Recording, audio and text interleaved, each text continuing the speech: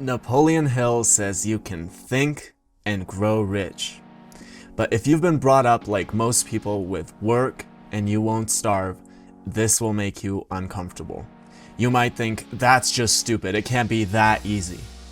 And even though the only way you'll ever be rich is by thinking, it's the hardest work there is.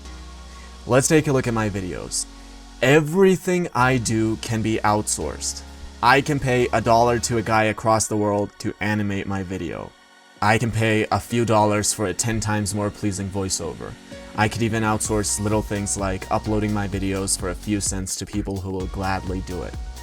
The only thing I cannot outsource is my thoughts. I cannot outsource my mindset for what needs to be animated and what needs to be said.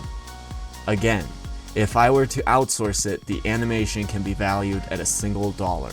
A voiceover can be valued at a few dollars. All the little logistics can be valued at a few cents, but the value my thoughts can generate is literally only limited by my imagination. There are millions of people around the world who work 12-hour days at horrible jobs and make less money than if I were to sit back, do nothing, and let my tiny YouTube channel I created a couple of months ago make money on its own. And all because I was willing to think. There's no way you can read and get paid for it, right? Right. If you look for a job that will pay you for reading your favorite books, you probably won't find one.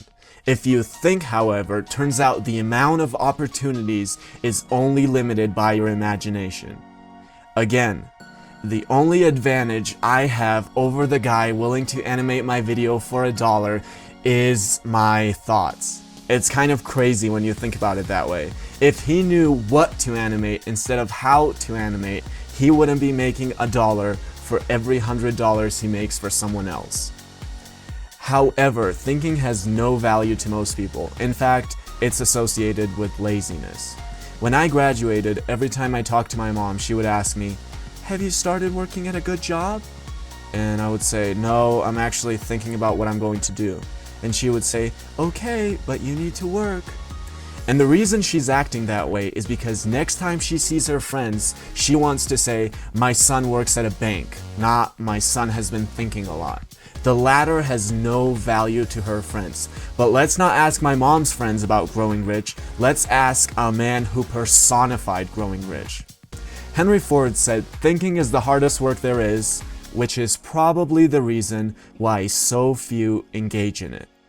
If you think Ford is just being poetic, let me give you a little challenge. Next time you have a day off from your 9 to 5, spend the 8 hours thinking in your room instead. No phone, no Facebook, no bullshit. Just sit in your room quietly and think. In about 5 minutes, most people will start wishing they were back at their 9 to 5.